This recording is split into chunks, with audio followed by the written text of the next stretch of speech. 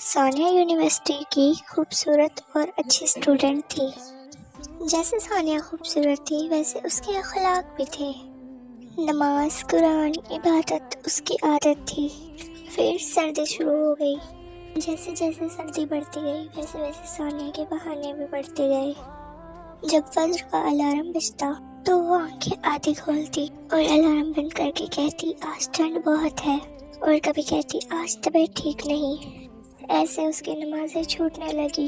University, assignments, stress, یہ سب بہت بڑھنے لگا۔ عبادت کے بنا زندگی بہت مشکل ہو جاتی ہے۔ ایک دن گھر میں بات ہوئی، شام کو ایک شادی میں جانا تھا۔ ثانیہ خوش ہوئی۔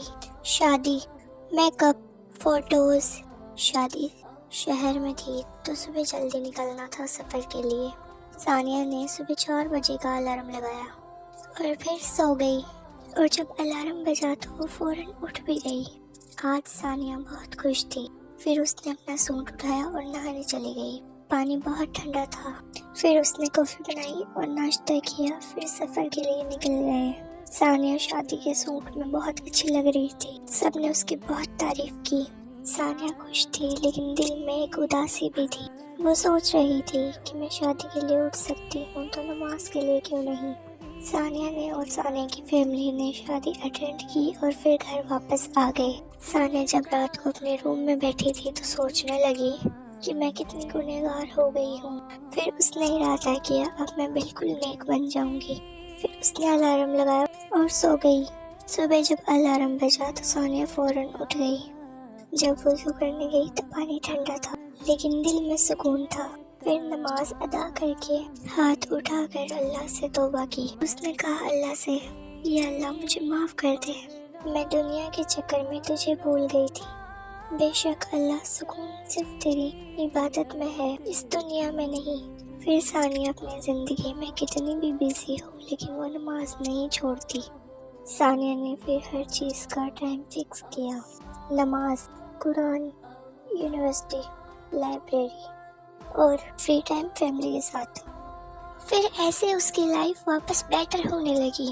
دھیرے دھیرے کر کے اس نے اپنی لائف واپس چینج کی۔ اس نے اپنی لائف کو اللہ کی طرف موڑ دیا۔